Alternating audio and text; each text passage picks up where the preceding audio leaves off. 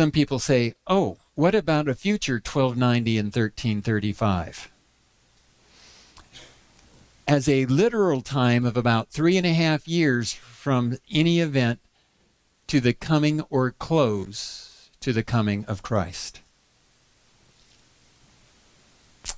I would say no. I have a couple of reasons for it. One is there are only 2 abominations of desolation in Daniel's writings.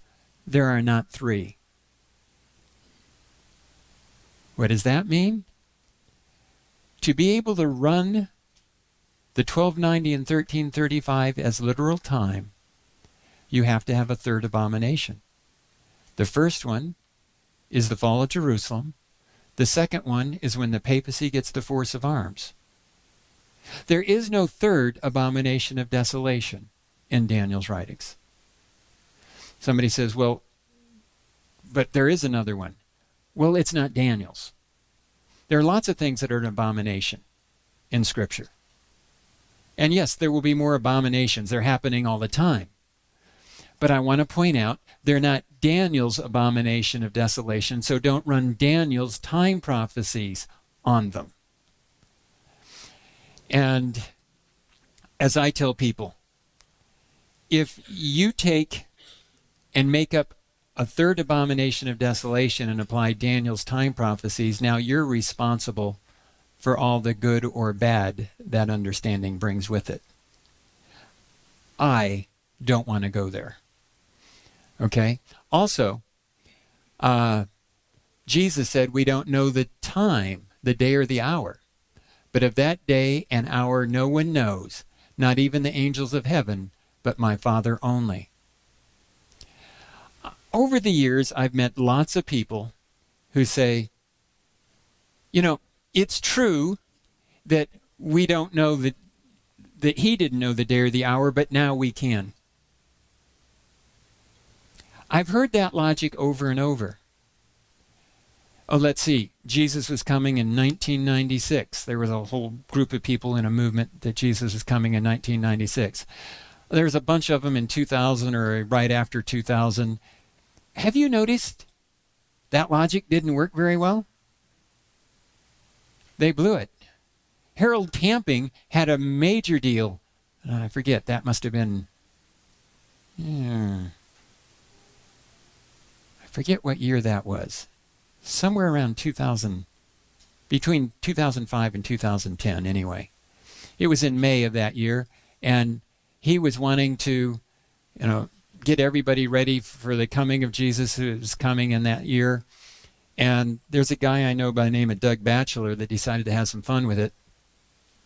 And Doug contacted the camping organization and said, you believe Jesus is coming, and it was in May. I think it was like May 25. And if you believe Jesus is coming on May 25, here's the deal. I'll buy your whole television and radio empire. He offered it like $2 million or something. I'll give you that for the deal to I take ownership on May 26th, the day after Jesus comes.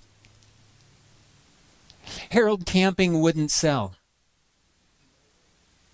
What does that tell you about his certainty of the date he was getting other people to invest in? Give him their money so he can preach it. He wouldn't sell. Did you notice we're still here? So I have seen at least 3 or 4 rounds of this in my ministry lifetime. And I would suggest that when Jesus says no one knows the day or the hour, he really means it. But some people say, well, we can't know the day or the hour, but we can maybe know the year and the time of year, the season. Except, you might not realize it, but Jesus has statements that are outside the Gospels. There are some in Acts, and there are some in Revelation. If you got a red letter Bible, you'll find that Acts 1:7 is red letter. It's the words of Jesus. It is not for you to know times or seasons which the Father has put in his own authority. They'd ask about when he's coming. So actually Jesus said more than can't know the day or the hour. He also said you can't know times or seasons.